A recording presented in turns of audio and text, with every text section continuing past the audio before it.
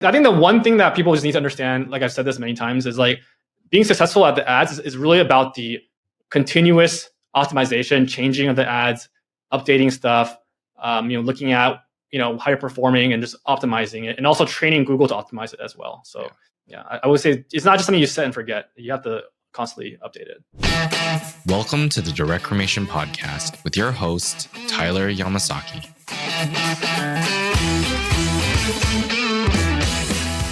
Hi, thank you for joining us on the Direct Cremation podcast. I'm your host, Tyler Yamasaki, CEO of Parting Pro, the #1 online arrangement platform.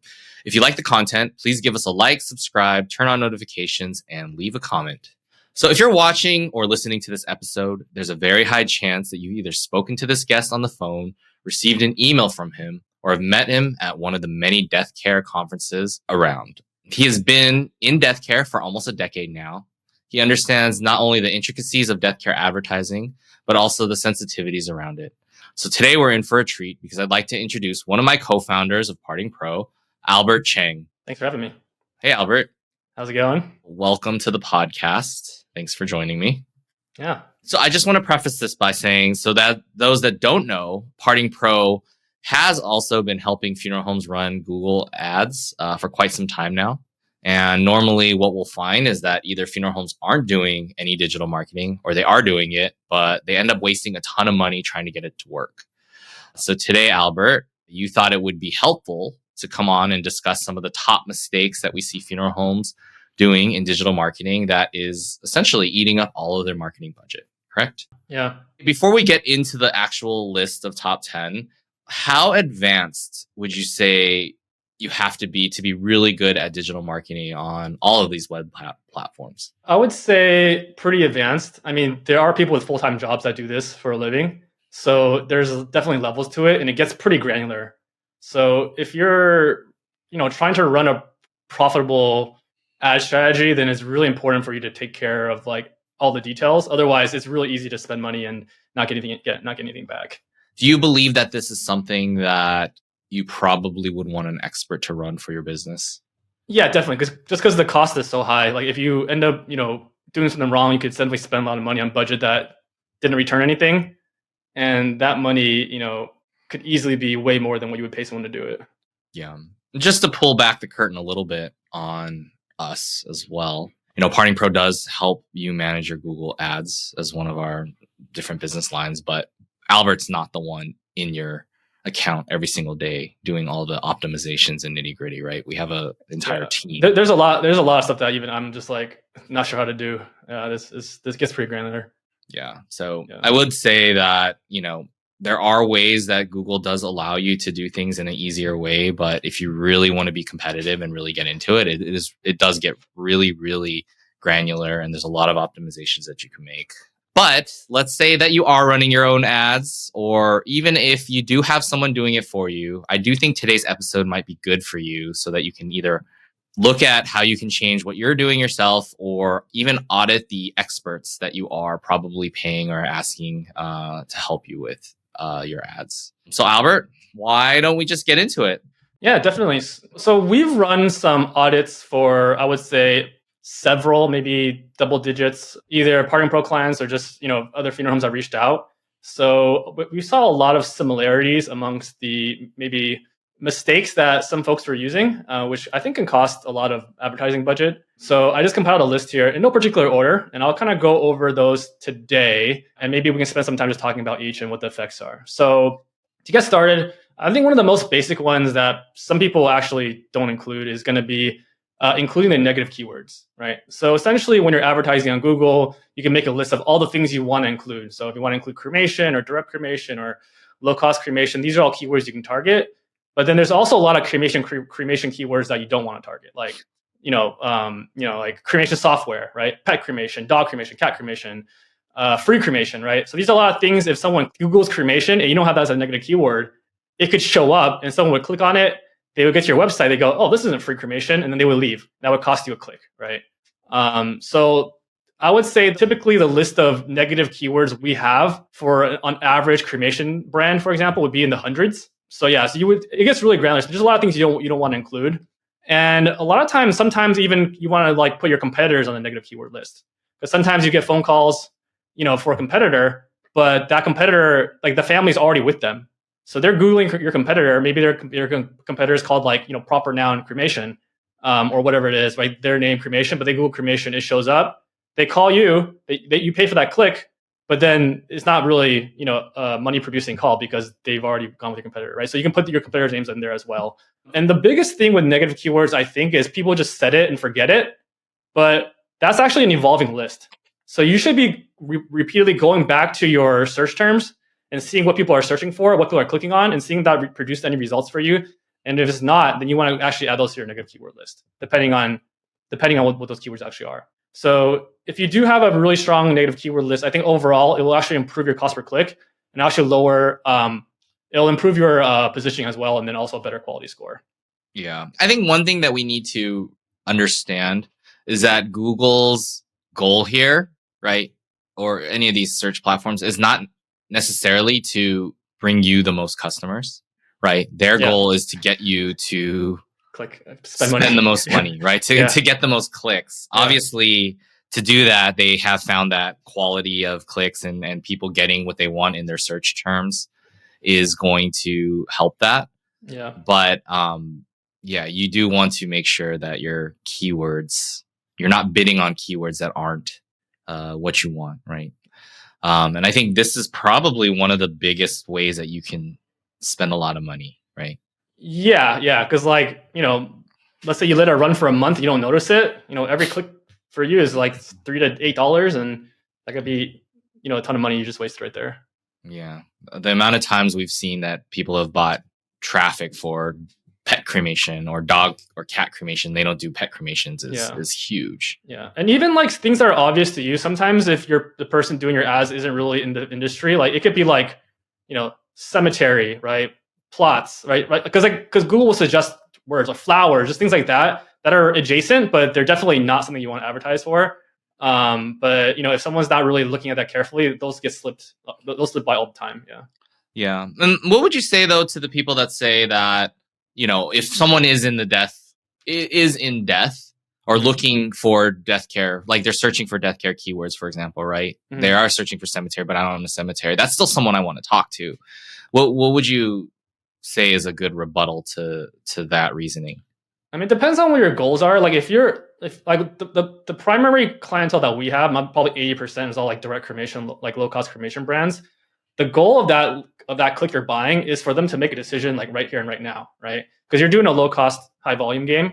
So if someone's searching cemetery, then they're probably not going to be in the market for your service immediately. And, maybe they would long term, but the same thing is like, you're not really targeting like, a sales cycle of like, many years, right? You're not targeting you're targeting at need right now, buy now, right? And that's what Google is good for. So you're trying to get a return on your ad spend right away. So I would say, like it's better to have a higher conversion funnel than to go wide and spend a lot of money. Unless you have a huge budget, then we can talk about that. But most of the folks we talk to are a little bit limited on the budget side. Yeah. Yeah. That makes a lot of sense. Yeah. All right. So negative keywords, number one. What is number two? Okay, number two is also a little bit generic, but I'm surprised I put it in here, but really poor ad copy.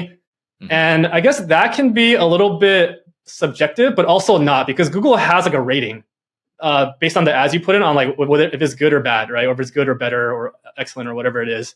And a couple of suggestions I have here, or a couple of actual objectively wrong things you can do here, is you don't include your keywords in the titles, right? So the keywords will be, if I'm searching these keywords, like I want to show up, and if that's not in the title, or if it's not relevant to the title, then it's going to affect the quality of your ad, because your ad is no longer relevant to what that person is searching for, right? So your quality rate will be low, and you need to focus your ad on intent. So what does the user want, and then make that show up in your ad. A couple other, I would say, just advice for this would be have a call to action, a CTA. So like, what do you want that person to do, right? Click here, right? Call here, call today, whatever that is. And then also, if you can, try to list out the pros and the benefits of whatever you're offering in that ad itself. So then when the person sees that ad, they can basically understand exactly what you offer. So if they decide to click on it, it's relevant to what you have to offer, right? If it's not relevant to what you have to offer and you have all this other stuff, they may click on it, they get your website, they go, oh, this is not what I wanted, and they would just leave, and that would cost you a click. And the most important thing I think that most people miss here is you need to test and optimize. So you can test a lot of different keywords, a lot of different ad groups, and then based on the results of what you get, you would either fix it or maybe allocate budget to those ones that did well over time. So I would say that's probably the key missing piece that someone has. Like I've seen a lot. Like they would just set these ads and they would just run it, and they would just run it, add a budget, run it, and then like basically there's no optimization being done, which I think leads to a huge, higher CPCs and also like a waste of money. Yeah, CPC being cost per click. Oh yes, right? yeah, the cost of every click. Yeah. I want to stop you right there because you do mention the quality, right? Your campaign quality or your ad quality. Why does Google care about the quality of your ads, right? If I'm willing to if someone types in cremation and I'm willing to pay money for that and put an ad up, even if my ad is bad, but I'm willing to pay for it, why does Google care? Why would they prioritize an account that has better quality ads? So Google's entire business model is basically a place you go to find information, right? So if I'm searching for something, Google tries its best to, whatever I'm searching for, based on all this information it has, it tries to give you a list of websites that's most relevant to what I'm searching for. Even if I don't give it perfect information, Google's guessing. So Google doesn't want me to come to Google, search for something, and then have something that's way not even relevant to what I'm searching for. Plus, it's also an ad. So Google wants to have relevant information shown for whatever that user is searching for because it's important for them. So if a lot of people come to your website and they leave right away because they're not finding what they're looking for, then Google will actually rank you lower organically, but also for an ad as well, it'll punish you on the ad side as well. Yeah. Also, if your ad is not relevant, right, and I search for cremation and it says nothing about cremation in the ad, the likeliness that someone's going to click on that is probably lower, right? And so they won't make in money. The digital real estate page, if I'm going there and I'm putting up ads that people aren't finding what they're looking for, they're not going to click on it, which means as Google, I'm not going to make any money, right? Yeah. That's the name of the game, is how much money can you actually, how many clicks can you make Google charge you for, basically? Okay. So we need to make sure that our messaging to the family is correct. Yeah. That they're getting what they want when they click or when they search for something. Okay. All right. Number 3. So number 3, I believe, is a big one, and it's actually relatively easy to do. And that's the big mistake I see is not using ad extensions. So ad extensions are these little, you can call them snippets or what have you, additional things you could append to your ad. But there's a lot of different types of ad extensions. So for example, a really popular one would be like maps, right? So if I'm searching for your cremation society or I'm searching for cremation services and I'm near your cremation society, if you add the map ad extension, it's possible for your ad to show up and then for a map to show up. And I can just click here to get directions to your cremation society, right? So you actually get more real estate and you actually get something useful on that ad. And it's free. You can just add it to all, you can add that to all your ads. There's also things like site linking extensions. So essentially, if you offer cremation, or maybe you have a direct cremation package, or you have a burial package or whatever, depending on what I'm searching for, it can actually show those links on the ad. So it'd be like cremation $8.99, and then under that could be like contact us or whatever. So your actual pages will show up on the ad. Once again, it makes your ad a little bit bigger, and then it brings someone directly to whatever they're looking for. And so they don't go to your homepage and then search something else. They go directly to that page. There's also call extensions. Call extensions basically will have a phone number for them to call. So if I'm searching on Google, I see this number, I can just call it directly, right? And that just cuts out the middleman, which is going to your website. And then Google will be able to track that phone call based on the number it shows up. What else is there? There's call out extensions. Basically, you can just add a bunch of different terms like, open 24 hours a day, or, family owned, or affordable cremation. So then they would just append these sentence, like little, key terms to your ads. That way, it just makes it a little bit more appealing. And then once again, you don't control what shows up. Google will decide what shows up. Other ones that are good as images. So you can actually have images show up as well. So imagine if you had an extension where an image shows up, and then your competitor has one where no image shows up. Obviously, you get the attention, you get more real estate, more likely for them to click on your ad. And then also, if you're verified with Google, that shows your logo and business name as well. So these are all different ways to just make your ad a little bit bigger, a little stand out a little bit more, and then just a little bit more easier for the family to understand, what it is that you offer. Yeah, ad extensions are one of those things where it's not immediately visible, and it's kind of in one of the settings that you'd have to actually ads. So it's not one of the easy ones that are just there. I would always recommend Googling yourself or Googling ads for anything, right? Any keyword. And you're going to see certain ads that look really good, have a lot of links, have a lot of real estate, take up a lot of space. And you're going to find others that are not as big, don't have as many places to click, don't have as much information, right? So ad extensions is a great way for you to be able to make your ad a lot bigger, more visible, and look a lot more professional. Yeah, definitely. All right. Number 4. Number 4, I would say it's not really ad related, but it's definitely related to your ad campaign. It's going to be unoptimized landing pages. So a landing page is basically where you send that traffic to once you buy it, right? A lot of funeral homes will send traffic to their homepage, which may or may not be the best idea depending on what your homepage looks like, depending on what you're advertising, right? A lot of the cremation societies that we work with, they have a very optimized homepage, which makes sense.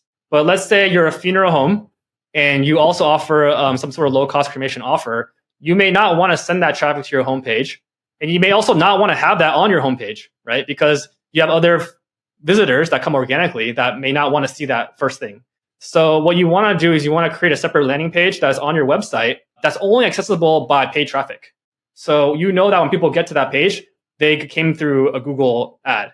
And then on that page, best practices, you would just have very, very clear call to action, very, very clear value proposition, right? And then it's very easy to understand what you offer and what it is to do next. And I would say that would be optimal. A couple other things that we've done on landing pages to make it even more higher conversion is like we can add a button where if you click that button, you put in your phone number, they call you. Once they call you, the phone number rings, it calls the funeral home. So you're just like trying to connect them on the phone as easy as possible. But you really want to make sure you're thinking through, okay, what is this person looking for? Where do they come from? And what is it they have to do next? Yeah. I think a lot of these you can actually start thinking about when you interact with a website or when you interact with ads, right? The landing page is one of those ones where it's past the ad, so you almost don't think about it. Yeah. But if I click on an ad for a burial and I get to a generic funeral home website that doesn't talk necessarily about burials, or maybe it says something about cremation, and then I go back to the ads, Google hates that. You've now lost that chance to like serve that family, and you've kind of lost that customer. So when you think about ads, it's all about creating an experience, right? Landing page is just the second part of that experience once they click on it. And you want to always deliver what you say you're going to deliver to the family. Yeah. And, a landing page is such a big one that I think can go on overlooked sometimes. Yeah, definitely. Because it's kind of outside of the ad, right? You've done your job in getting the clicks, but if the family doesn't find what they're looking for when they land on your website, then that's a problem. Yeah, one could argue that your landing page is even more important than the ad itself because like if your landing page is going to be like your sales funnel, like if you're paying a lot of money to get people to it and it's not converting, then you're actually spending money but not making any money back. Yeah, it's almost better to just make less money, but make to have money, no right? ad, like worse ads someone clicks on than to have like a landing page where you get a lot of traffic and it's not converting. Because if no one clicks on your ad, you're actually not paying, yeah, right? Exactly. Yeah. But if people are clicking, you need to make sure that you're somehow, in the crassest sense, monetizing that, right? Yeah, exactly. All right, moving along. Number 5. All right, so number 5 is going to be having an improper bidding strategy, right? So when it comes to Google, there's a lot of different types of bidding strategies. There's some manual bidding ones, which I won't get into. There's some automated ones. And the most common for cremation businesses, for example, they can maximize clicks or they can maximize conversions, right?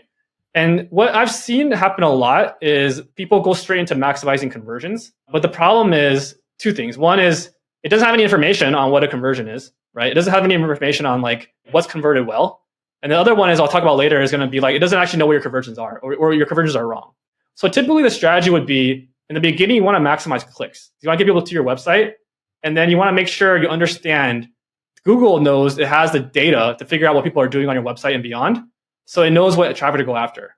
And I would say once you get maybe 15 to 20 conversions, then you can switch over to maximizing conversions. Because in reality, that's what you want, right? You actually want maximized conversions because clicks only cost you money. Conversions will actually make you money. If that makes sense. But you can't maximize conversions too early when you don't have the data.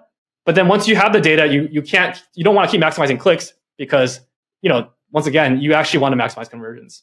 Does that make sense? Yeah, I think one of the pitfalls that people will fall into is that when you do get ads from Google, right? For example, or saying like, oh, come advertise with us. They have a lot of automated things that they like to try to throw at you. And Google doesn't know the intricacies of death care, right? So like what we talked about in keywords, right? If I'm bidding on cremation or direct cremation, yes, the word burial, funeral, casket, all of those are very related keywords. Google may group them the same, but for us, we know for sure that those aren't the same thing, right? Like a family looking for a direct cremation and looking for a casket, like those are a lot of times two completely different customers, right? Yeah. And so I think on the bidding strategy, you can optimize for one or the other, but unless you know what you're doing, I don't think it's necessarily always going to be helpful. Yeah. And then I think the next point will actually kind of make this number 5 make sense. And the next one is going to be, and this number is, 6. Number 6, I would say 10 out of 10 or 9 out of 10 people we've audited all have this set up incorrectly. Because it's a little bit complex to set up, but basically when you set up your Google account, it helps you track conversions. There's a lot of default tracking, right? And typically those conversions are not very useful. And I don't know exactly what they are, but for example, it'd be like, click on a contact page, right? Or click to email, or click on, directions, or, or maybe you've got the 3 different pages on this website, then it's a conversion. Or if you're on the website for longer than 5 minutes, it's a conversion. So all these actions the family is doing once they get to your website can be defined as conversions. But in our situation, as let's say a funeral home or a cremation society, we don't actually care if they do those things. We actually want money producing conversions, right? So for example, calling you on the phone, right? Checking out on Parting Pro, either pay now or pay later, or submitting a phone number, an email, and a form, right? Those are all actually like conversions that we want to track, right? So going back to the previous example, if you're tracking 2 conversions and you have those default conversions set up, you're actually training the program, you're training Google to get you more of those things. And those things, once again, don't produce any ROI, right? So you're actually training it to do something that you don't want. So that's actually a huge thing where it's very difficult for you to optimize if you don't have the conversion set up. I would say it's actually impossible to optimize if you don't have the conversion set up, right? Yeah. Because Google doesn't know what you want. It's just doing stuff. And you're just increasing budget or lowering budget or whatever, but your goals are actually not set up correctly. So that would actually be the biggest mistake that I've seen. And it's almost like the most prevalent as well, because it is relatively difficult to set up. Yeah. I remember one of our earlier marketing customers that we helped, they had their account set up to say that if someone who comes to their website lands there and stays there for 30 seconds, then that's a conversion, right? Yeah. And they had like 100. Yeah. Yeah. And they had lots of them. And they're like, well, Google's not working. And, when you think about that, you can just think that you have someone who's really slow clicking around. But they click on an ad, they get to your website, it loads really slowly, but they're there for 30 seconds. Yeah. Google now thinks that was a successful customer that we got from our ads to this person buying the ad, right? Yeah. And if you keep telling Google, this is a conversion, this is a goal of ours, then they're going to keep giving you customers that are going to, let's say, stay on your website for 30 seconds. But that is not necessarily the action that we want, right? We want them to call. We want them to click. We want them to go through our online checkout. We want them to do something else that actually can produce money, right? And so I think that's one that we see a lot is that, someone can tell you, we've gotten you a lot of conversions. You have this many conversions and they were only $2, right? But what does that conversion mean for you, really? Yeah, and typically it doesn't really, as far as our ROI perspective, doesn't really mean anything. One other thing I'll talk about conversions is if you don't, so like I said, if you don't have conversions set up, you literally can't make any decisions on your advertising spend. And then on top of that, like let's say for example, if you don't have call conversions set up, you don't actually know if your advertising is bringing in the money or if it's just organic. And I've talked to hundreds of people where I ask them like what their results are, and they just go, "Oh, I'm not really sure," right? And they're just kind of doing it by feel. And if they cut the budget today, would they see any impact in their revenue? They don't actually know. Or if we increase the budget, could we see impact? They don't actually know because they can't even differentiate between organic and paid. Yeah, which is a huge issue. Yeah. Yeah, some will use the this year I've done this much and last year I did this much. So but that's so I mean it allows the advertisers to get away with a lot of things because but then at the same time it's like you're not able to improve your results.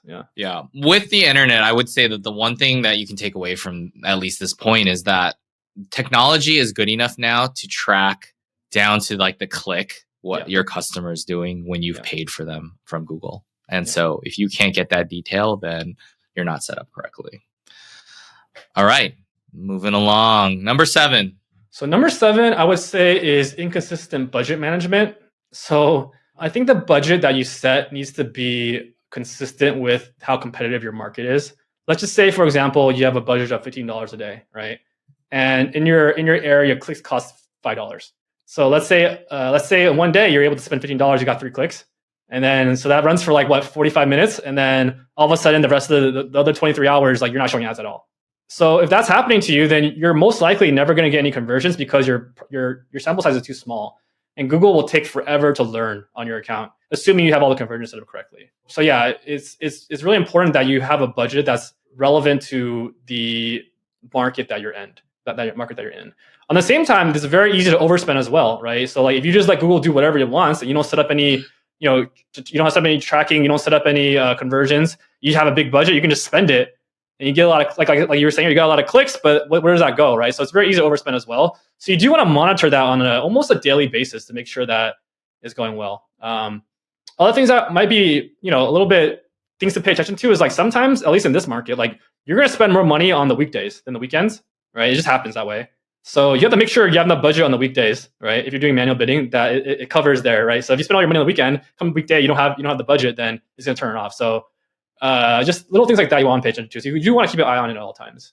Yeah, we do have, I mean, the good and the bad of digital marketing is that, if you're in a popular market, you do have to have a decent sized budget, especially to compete on some of these keywords. And, I know sometimes customers come in, they're like, well, I only want to spend $100 a month. That's really not going to be that helpful too. Yeah, it's really not, because it's very easy to spend money. And you need volume to account for variance, right? So for example, if I run 3 ads a day, 3 clicks a day, like it'll take me like 3 years to know if it's good or not, right? So you actually need a bigger budget to figure out, okay, what's working, what's not. Because a lot of Google is optimizing. Like over time, your cost per, conversion, cost per case will get better, but you need that information, the data, in order to learn. So without collecting data, you're not going to be able to improve your campaign. Yeah. Yeah. And I think that's a big one that you have to understand. It is going to be an investment, but ultimately it should work for you, right? For every dollar you advertise with, you should be getting $1.50 back or something, right? Yeah. So if it's not, then so budgets is a big one. What about number 8? Number 8, this is actually pretty common as well. This is actually ad scheduling, right? So a lot of people run, I'm a 24-hour business. I'm going to run 24 hours a day, which is fine. You can run your ads 24 hours a day. There's nothing wrong with that, but you also need to set up your scheduling to run for 24 hours a day. Let's back up for a second. First of all, it depends on what your budget is, and if you actually have someone on the phone answering, then you may not want to run 24 hours a day, because maybe at night you're less productive on the phones, right? Then during the day you're more productive. Then maybe just allocate your budget during that day, right? Because even if you don't have a huge budget, you want to be aware of what you're spending. It might make sense for you to run a little bit tighter. But let's say you are running 24 hours a day because you want to have calls all hours a day, which is totally fine. You still want to set up your campaign to run 24 hours. Like your ad scheduling is 24 hours a day. A lot of people don't set it. And if you don't set it, then Google doesn't optimize for it. If you do set it over time, like everything else, Google will optimize. Like, it'll be like, oh, okay, it seems like during Mondays at 3 p.m. you get more conversions. So I'm going to try to allocate more budget during this time of the day. This time of the week, right? Yeah. Versus like, Sunday at midnight. So it'll naturally start to allocate your budget a little more accordingly to what you want. Once again, assuming you set up the conversions correctly. But then if you don't set it up at all, it's just shooting in the dark. It's just going to try to pace 24 hours and just evenly spend your budget if you don't set it at all. Yeah. And one of the things that is, you have to consider here too is like, I know people utilize call centers or answering services, right? Mm-hmm. And while answering services, I think, do a really good job with helping, if there is a death or something, collecting information, they're probably not going to be giving the best sales pitch, right? Or they're not going to be able to give the family what they want immediately. And so, you're probably not going to have as high of a conversion rate from an answering service as they would as if you were answering the phone yourself, right? Yeah, I could definitively tell you, based on just tens or maybe even hundreds of funeral homes we work with, the funeral homes that answer their own phones definitively do better in terms of getting paid than people that default to a call answering service. Yeah. Yeah. And so I guess this is not a saying that you have to answer your phones 100% of the time, which, we've had multiple podcasts about that. But what it is if I can choose when to show ads, right? Yeah. Why would I show them during times when I'm not answering the phone, right? Yeah, exactly. Google allows you to pick the times that you think are going to be the best for you to get customers or you to get families. And so you should do that to optimize your schedule, right? Google has plenty of other people who are not setting their ad schedules that they could send those clicks to. Yeah, exactly. Yeah, also weekends too, right? Yeah, weekends is a big one. Yeah. Number 9. Number 9. Okay, so kind of similar to lack of like ad scheduling, there's also demographic information inside Google. I mean, Google is basically intent-based search, so it's not advertising based on demographics, but they do have demographic data. So you can actually set that up so then it gives you information on like what age people are, what gender, I think even like income levels or whatever. But essentially what's relevant to us in the cremations, I would say that from what we've seen, the 18 to 24 age range of viewers or users typically don't convert well. So it's actually in your financial best interest to just cut that group out of your ad spend. So basically, if someone's 18 to 24, you just don't show an ad for them because they're not going to buy anything most likely. So that's an easy tip. Yeah. It's pretty scary sometimes how much information Google. Oh yeah, they know everything about you. Yeah. And so, if you're buying advertising from them, you should be utilizing all the different things that they have to make sure that you're effectively spending your budget.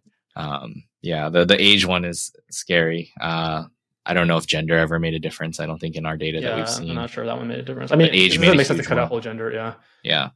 Also, some of that stuff that you can have there too is like, what we found is that certain devices will actually perform better, right?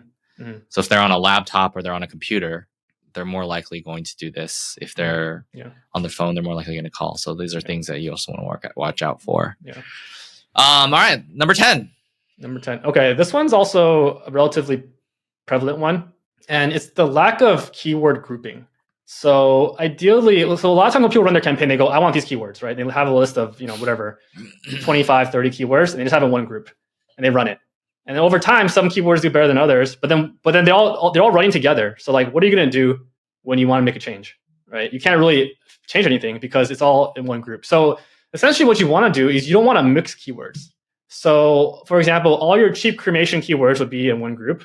And then it's not just cremation and burial and whatever. Like those are also grouped. But like, let's say cheap cremation, direct cremation, right? So cheap cremation or me, whatever else, cheap cremation, direct cremation, and then cremation with services. These are all in this different groups.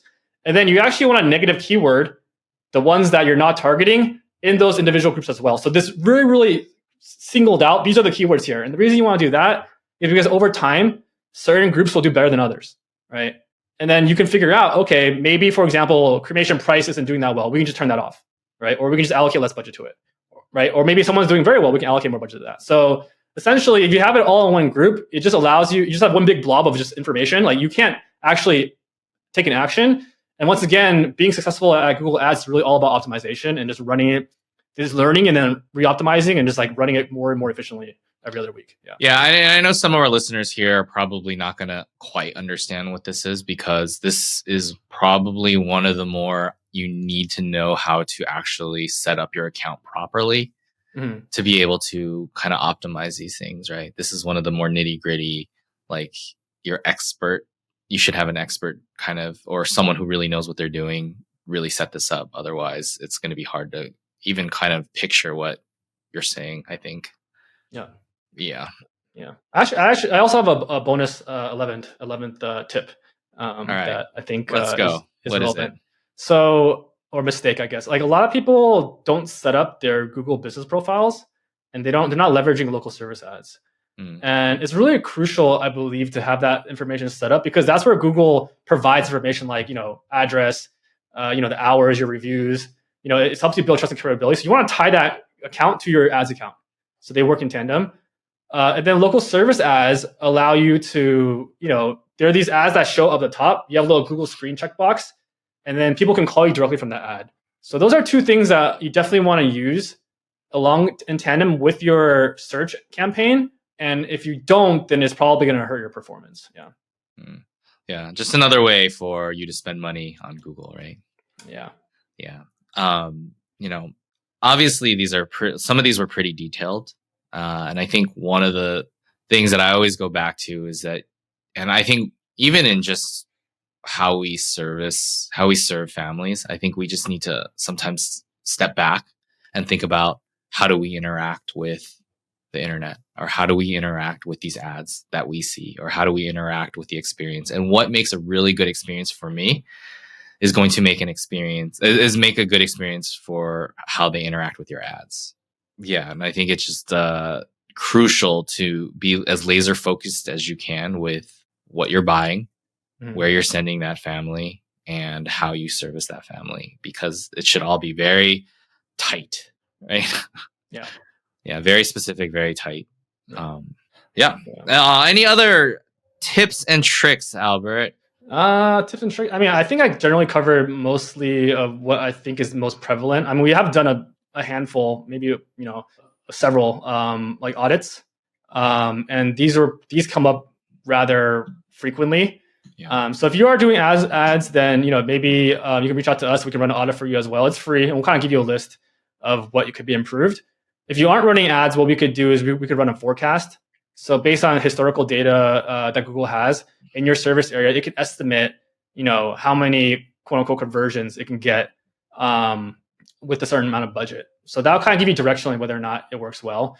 And if you have a smaller budget or if you have a smaller service area where ads don't make sense, then we've actually been setting up like local service ads for people, where it's more commission based. It's like you pay when you get the phone call, and you don't need as big as a budget, but there's also not the worry of like wasting a lot of clicks. So I would say that those are all common things. But I think the one thing that people just need to understand, like I've said this many times, is like being successful at the ads is really about the continuous optimization, changing of the ads, updating stuff, looking at how you're performing and just optimizing it, and also training Google to optimize it as well. So yeah, I would say it's not just something you set and forget. You have to constantly update it. Yeah, very much. All right, Albert, that was super helpful. Thank you very much. Thank you for happy to be on the podcast family. Yeah, had to get your handsome face on the podcast. Thank you. Handsome. All right. Well, thank you very much. Thank you very much for listening. Thank you, Albert, for joining us for the first time. Please come back and share other secrets when you have time. Yeah. For the Direct Cremation podcast, I'm Tyler Yamasaki, and we'll catch you next time. Bye. Thank you so much for listening. If you've enjoyed this episode, please leave us a review on Spotify or Apple Podcasts. If you ever want to know more, please find us at directcremation.com.